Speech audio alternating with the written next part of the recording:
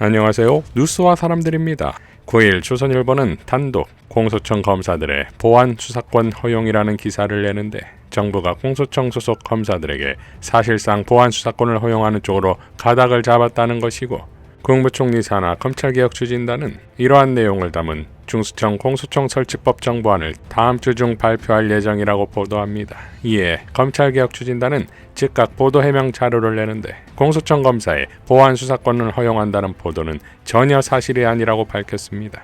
이에 대해 박은정 의원은 검사는 검찰개혁의 주체가 될 수 없습니다. 국무총리실 산하 검찰개혁 추진단은 형사소송법 제196조 검사의 직접 수사권, 보안 수사권 규정을 삭제하는 형사법 개정을 공소청법, 중수청법 등과 함께 입법 예고해야 합니다. 검사가 다수 포진한 검찰개혁 추진단의 입법안이 과연 개혁이 맞는지 국민들이 묻습니다. 조선일보 단독으로 송고된 보안 수사권 허용 기사 역시 검찰의 작품은 아닌지 국민들의 검찰의 퇴행을 우려하고 있습니다. 현행 형사소송법을 그대로 두고 공소청법이 추진되면 공소청 검사는 형사소송법 제196조에 따라 직접 수사권, 보안 수사권을 행사하게 됩니다. 그것은 수사기소 분리라는 검찰개혁을 무너뜨리는 것이고 검찰청을 공소청으로 이름만 바꾸는 것입니다. 형사소송법 개정은 아직 검토 중이라고 보도되고 있는데 이제 곧 지방선거 국면이 되면 국회가 개혁 법안을 추진하기 어려워 그때부터 시간은 검찰 편입니다. 또한 새로 출범하는 중수청은 형사사법정보 시스템이 새롭게 구축되어야 하는데 1년 이상 걸릴지도 모릅니다. 검찰개혁 법안이 지금이라도 신속하게 진행되지 않으면 올 10월 검찰청 폐지의 유예기간은 연장될 수밖에 없습니다. 그리고 조선일보는 빛의 혁명, 국민들의 염원인 검찰개혁에서 손을 떼십시오. 검찰도 더 이상 더러운 언론 플레이를 하지 말기를 강력히 경고합니다. 라고 밝혔습니다. 김영민 의원도 검찰개혁을 반대하는 세력이 사용하는 가장 은밀하고 세련된 방법이 시간 끌기입니다. 쟁점을 많이 만들고 추가 논의가 필요하다고 하면서 개혁이 가능한 시기를 넘겨버리는 것입니다. 그 사이에 검찰은 새로운 사건으로 국민의 눈을 돌립니다. 라고 밝혔습니다. 이미 폐지 통과된 검찰과 이미 영향력도 없는 신문사의 콜라보인지 모르겠으나 빛의 혁명을 통해 더욱 성숙된 민주시민과 이재명 정부에서 가당키나 하겠습니까? 어설픈 언플로 폭망입니다. 유승민은 지난 1월 김현정의 뉴스쇼에 출연해 2025년 2월에 민주당보 의원이 이재명 대표가 집권을 하면 국무총리를 맡아달라고 전달했다는 이야기를 했다. 이 대표의 뜻이 맞느냐고 확인하니까 거듭맞다고 해서 그 자리에서 그럴 생각이 전혀 없다고 이 대표에게 전하라고 했다. 그분에게 이런 이야기를 하려면 다시는 나한테 연락하지 말라고도 했다. 그분이 그 이후에 전화 오는 것도 안 받았다. 라고 발언합니다. 그런데 KBC 신년특별 대담에 출연한 김민석 총리는 저도 이재명 대통령도 유승민 전 의원에게 총리직을 제안한 바가 없다. 제가 확인해 드릴 수 있는 것만 정확하게 말씀드리면 지난 대선 당시에 제가 보수 인사를 접촉하거나 영입하는 것을 총괄했었다. 제가 이제 보수 정치권에 계시는 그런 분들을 제가 다 직접 전화하거나 접촉했었는데 그 일환으로 유승민 의원님도 우리 대선에 함께 참여하고 좀 도와주시면 좋겠다. 그리고 주변에서 그럴 가능성이 있다는 말씀을 들어서 실제로 제가 전화와 문자를 드렸던 것이다. 그리고 그때 연락이 안 됐다는 것을 보고드린 바 있고 대통령께서 그 뒤에 아마 그 직후에 또 문자도 한번 드렸다는 것까지도 제가 알고 있다. 그런데 그때 적어도 제가 아는 한 대선에 도와달라는 취지에서 말씀드렸고 전화 또는 대통령께서 직접 총리직을 제안했거나 한 바는 저는 없다. 라고 밝혔습니다. 유승민의 상상 총리였습니다. 안철수가 한동훈에게 다음과 같이 밝혔습니다. 최근 한동훈 전 대표에 대한 징계 논란이 이어지며 당력이 분산되고 있다. 이 문제는 한 전 대표 본인이 풀어야 할 사안이라고 생각한다. 당원 게시판에 불과 2개의 IP에서 5개의 아이디를 돌려가며 1000여 건 이상의 게시글이 작성되었다. 드루킹 조작 피해 당사자인 제 경험에 비추어 볼 때 이는 전형적인 여론조작 수법이다. 따라서 한 전 대표는 IP 도용자들에 대한 고소고발을 통해 사실관계를 명확히 하고 법적인 책임을 묻기를 바란다. 그런데 한동훈은 IP 도용자가 아닌 2호선 당무감사위원장을 허위사실 명예훼손으로 고소했습니다.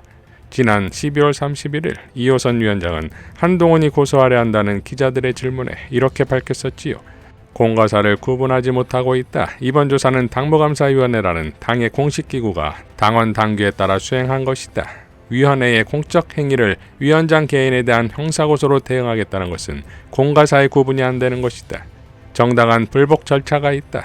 조사 결과에 이의가 있으면 윤리위원회에서 소명하고 반박하면 되고 지금이라도 공식 질의서에 답변하면 된다.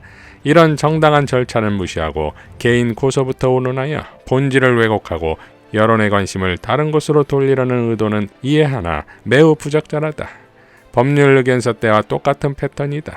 당의 기능이 자기에게 유리하면 방패막이로 이용하고 불리하면 무력화하려 하고 있는데 이것이 바로 당권 사유의 본질이다.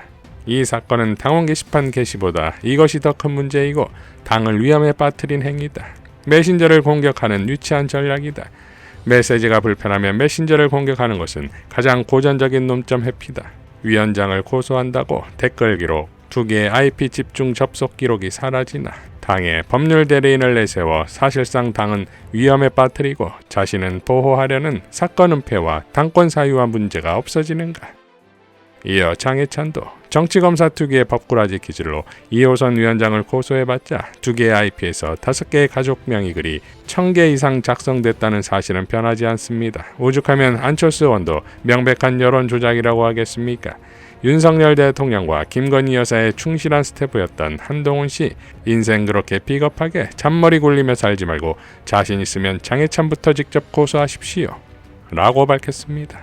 법비들의 법기술이 통하던 윤석열 시절은 이미 떠났습니다.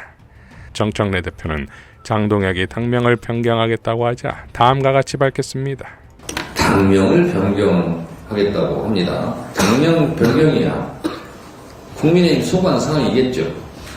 그런데 식당 간판 바꾼다고 불량식품을 만들었던 그 식당에 손님들이 가겠습니까? 때만 되면 당명 바꾸고 때만 되면 당 로고 바꾸고 때만 되면 당 색깔 바꾸고 그런다고 그 당이 없어집니까? 바뀝니까? 국민의힘 장동혁 대표 이름을 바꾼다고 개명한다고 장동혁이 아닌 게 됩니까? 저는 국민의힘이 당명을 어떻게 바꾸든 윤 못 잊어 당, 윤 물망초 당 이라고 국민들이 생각하지 않겠습니까? 지금 상태로 아무리 당명을 바꾼다고 한들 내란 자유당, 내란 DNA당이라고 국민들이 생각하지 않겠습니까? 이런 거 보고 헛된 짓을 한다, 부질없는 짓을 한다 라고 생각합니다.